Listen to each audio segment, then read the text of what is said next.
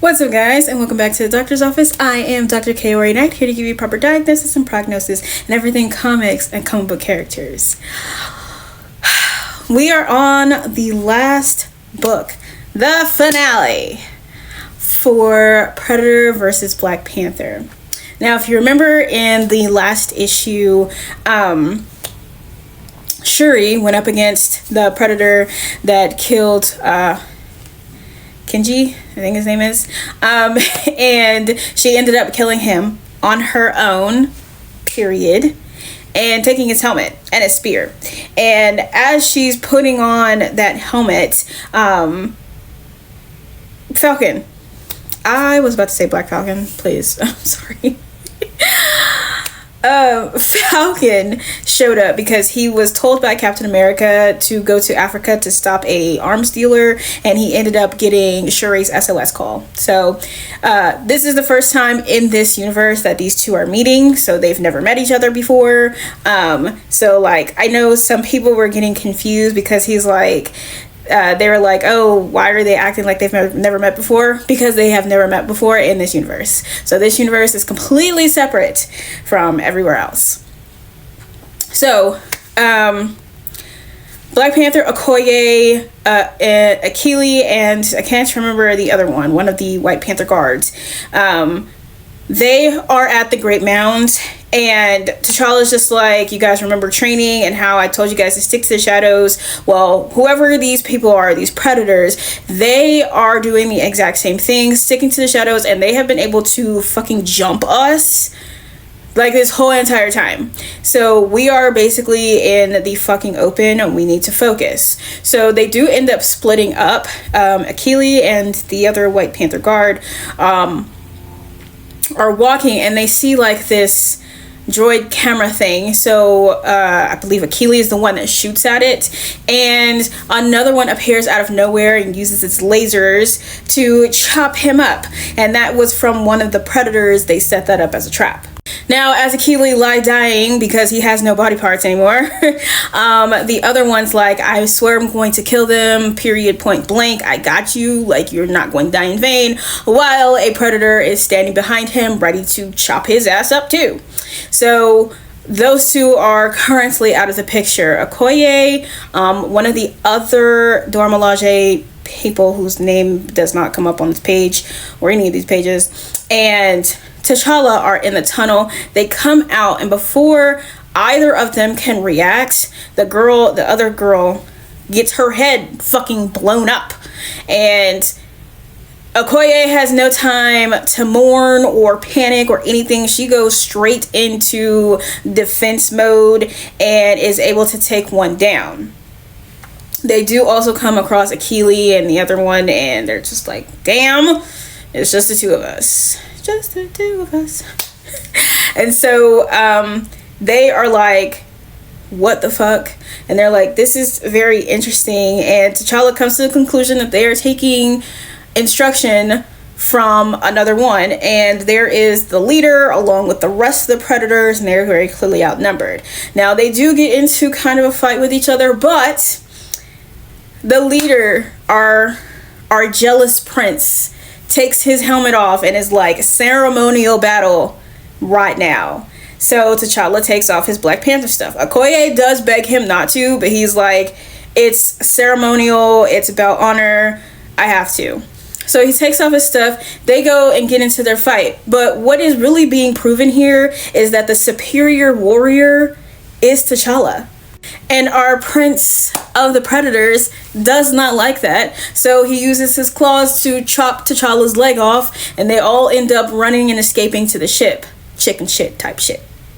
So meanwhile, Shuri and I was about to say Edgar. Why am I not able to fucking say his name correctly? Shuri and Falcon are out, and she has realized that, again, that helmet is like a computer, and so she's able to do all of her smart things to get it to work. And she notices that they are about to leave, and she's able to do a programming situation with the gauntlet that she took off of the predator as well. So she's like, we need to fly. So they fly, and as the predators are escaping, sends a message to his father and his brother, and it's like, hey, guess what? I got fucking God metal, bitch, and I'm on my way to fuck y'all up. Period. And he's like, with God metal and blood. So they're literally T'Challa with his one leg, and Okoye is holding him up. They're watching them escape because there's nothing at this point that they can do about that. But as they are escaping, they run into Falcon and Shuri, and Falcon distracts them, and Shuri gets over on the side, and she's able to put the gauntlet on the side of the ship and program it to do a self-destruct. So Sam rescues her, and he's like, damn, sorry, I couldn't stop them. She's like, actually, no, it's fine. They're not going anywhere, at least nowhere where they think that they're going, and the fucking ship blows up. So while the ship blows up, the only thing that does survive the explosion is the vibranium. So all of those predators have been killed on that ship. And the message, though, does reach the brother and his father, and it has now sparked that, oh, I want that God metal shit. I want that. So it's going to end up sending them to Earth. So how did we like this series? I loved this series. I thought this was a really, really fun thing. And a lot of people I did see did not like the fact that the Dora Milaje were not as equipped. But this is also a world where they have not run into anybody. T'Challa had no, not T'Challa, but Sam had no idea what Wakanda is, or the fact that Wakanda even existed, until he met Shuri. She was literally explaining that information to him. She's like, I'm a princess. He's like, so you're a princess of a place called Wakanda. That place is invisible, blah, blah, blah, blah, blah. And so he has no idea that that place even exists. So if y'all have not realized that this is a universe that's not part of the main universe, I don't really know what to tell you, because it's not. So it actually is plausible that the Dora Milaje, who have not come up against an enemy like this, would be losing, because they have nothing planned for situations like this, because they haven't gone outside of Wakanda at this point. This is not a normal situation for them. So of course they were losing, and it makes sense. They're humans going up against people who do hunting, or going up against an alien species who hunt for fucking fun. Now, I thought this was really fun because they kept it tight. They kept it in Wakanda, and the only thing that did breach the Wakanda border was Sam. Sam, of all people, actually. So it wasn't Captain America, it wasn't Tony, it wasn't any of them, it was Sam. So I like that. I think that that says something, because I don't think that they would have accepted any help from anyone other than Sam. So I think that that's perfect. And just them keeping the story tight was amazing. The artwork, fabulous. And I think they captured both how the Wakandans were prior to them sharing their resources and opening their borders, and how the predators are on any given Sunday. So I thought that this was really, really well done. Next year in January, I believe, they're doing Predator versus Spider-Man, and I think that that's going to be absolutely phenomenal, because you're now dealing with someone who has fucking spidey senses, so that sneaking up shit should not be working. Should not be working at all.